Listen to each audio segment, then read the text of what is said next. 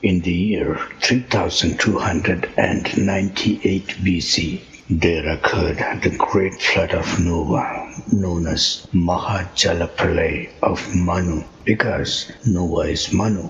When the flood receded, there flowed a majestic river with its life-giving crystal clear water from the Himalayas.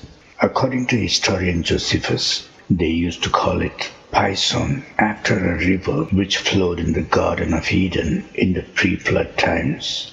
Later, its name was changed by an Ethiopian king to River Ganga. We find this data in a book called 100 Amazing Facts About Negro with a Complete Proof by J.A. Rogers.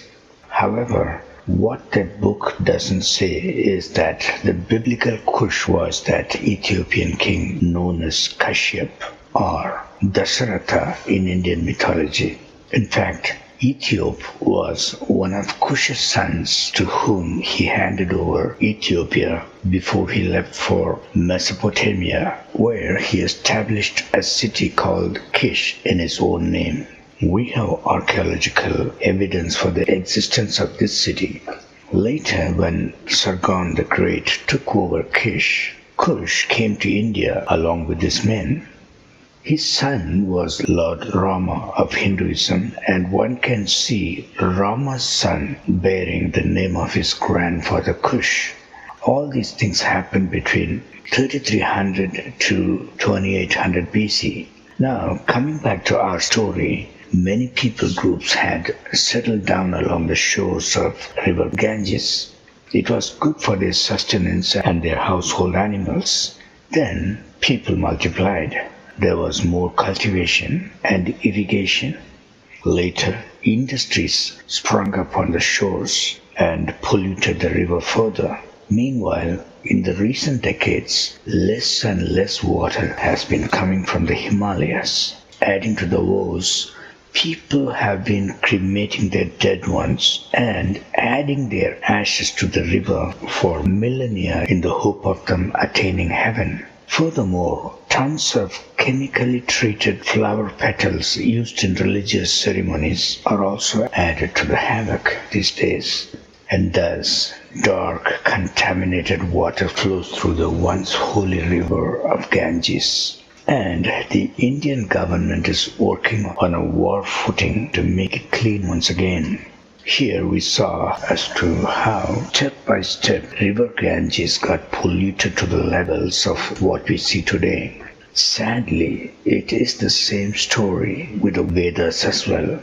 One thing I know is that ancient India was established by Noah's pious son Shem, who worshipped Noah's god Yahweh in the form of Narayana, long before Vishnu, who people think is Narayana, was even born. Noah's son Shem was the King Bharat of India. The belief system of his day was exactly of his father Noah, and what Yahweh God gave to the Israelites in the latter times. However, what Shem and his men faced in the Indian soil corrupted them step by step, just like what happened to river Ganges. At first, they ended up mingling with the Japhetic women of the Purus, who were their coalition partners in forming ancient India. And these people had come down from Siberian region known as Uttarakuru, and they had promiscuous relationships, and the Adi Parva section of Mahabharata attests to that. For example, Kunti Devi, the mother of Kauravas, was one of them. That is how she had 5 sons through 5 different entities, which was normal and accepted in her community. The next pitfall was consuming of soma as a part of these sacrifices.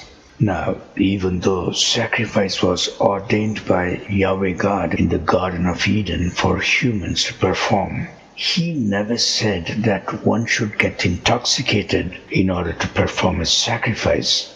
Noah didn't do that. King Bharat didn't do that either. It was a bad influence that crept into the sons of Shem, known as Brahmins, at a later stage. The Iranian yasnas, written by their own Aryan brethren, strongly condemned that practice. Even worse was sacrificing of horses, while Noah's God was totally against even breeding them. Please watch my video, Horses Don't Belong to Earth, on this topic. And around 2900 BC, the final onslaught on their faith came when the Kushites of Africa, under the leadership of biblical Kush, who is the King Dasharatha, came to India. Now, Kush and his men hated Noah's god Yahweh because Kush's father Ham, known as Kamdev in Hinduism, had fallen out with Noah and his god Yahweh. One can read it in the Bible. The way in which Kush's grandson Vishwamitra brought down the righteous king Harishchandra, who was none other than Shem, the king Bharat himself, would explain this conflict. Now, the descendants of Kush call themselves Kshatriyas with the Kish attached to their title because that's how Kush was known in Mesopotamia. And even Lord Krishna called himself Kishan Kanaya, attaching himself to Kush and the city of Kish where they all came from.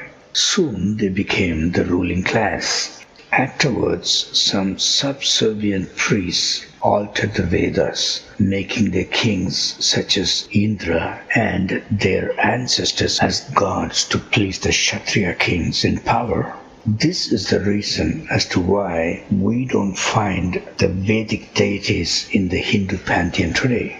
Well, when a river gets dirty, we call it pollution. However, when the same thing happens to the Vedas, it is corruption, even though both the processes were very similar, slow and deadly. Thanks for watching.